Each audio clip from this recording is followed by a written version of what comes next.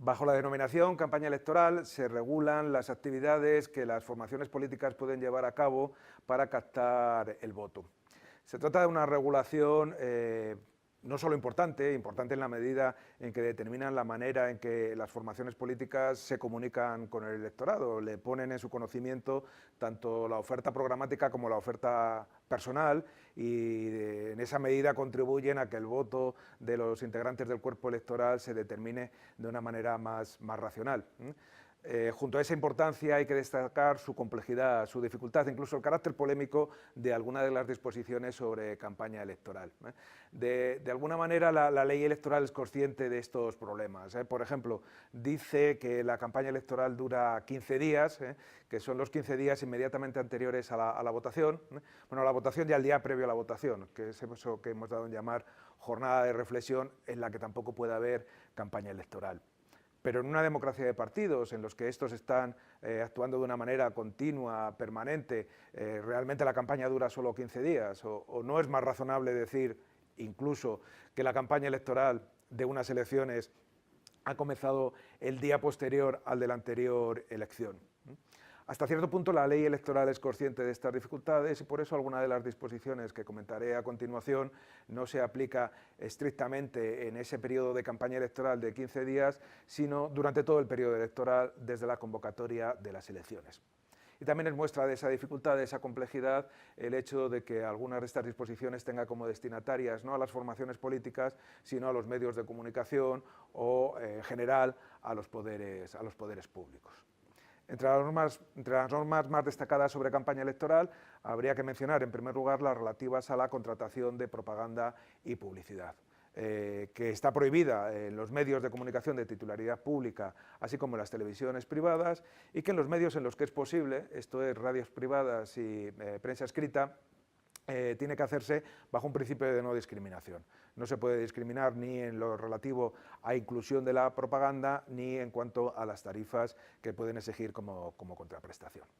En un sentido diferente, para facilitar que puedan hacer campaña, para facilitarle medios de campaña, los ayuntamientos por un lado y los medios de comunicación de titularidad pública por otro, tienen que poner a disposición de las formaciones electorales los primeros espacios para colocar carteles y locales para realizar actos de propaganda y los segundos, los medios de comunicación de titularidad pública, espacios gratuitos de propaganda electoral.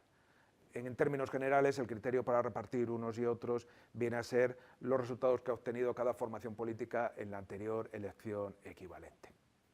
Y ya que hablamos de medios de comunicación, hay que señalar que algunos, y no con la misma intensidad, están sujetos a ciertos principios. Toda la programación que dediquen a las elecciones tendrá que respetar, en todo caso, los medios de comunicación de titularidad pública, las televisiones privadas y, tras la última reforma de la ley electoral, también las radios privadas, los principios de igualdad y pluralismo.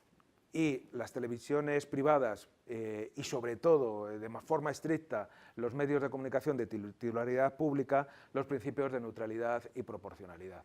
Corresponde a las juntas electorales, que sean competentes, controlar que efectivamente estos principios se cumplen y por tanto son a estos órganos de la administración electoral a los que se pueden dirigir las formaciones políticas para reclamar si observan que no son cumplidos.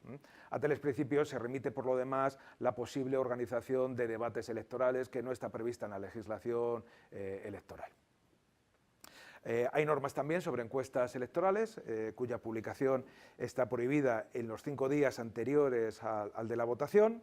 En caso de publicarse estas encuestas, debe hacerse acompañada de una ficha técnica, de una serie de datos con los que se intenta acreditar que son científicamente solventes.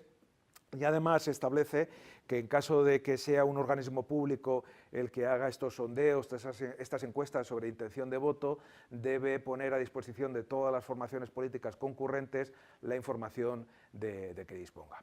Y por último, una serie de normas relacionadas con los poderes públicos, que van destinadas a los poderes públicos, a la actividad propagandística de los poderes públicos.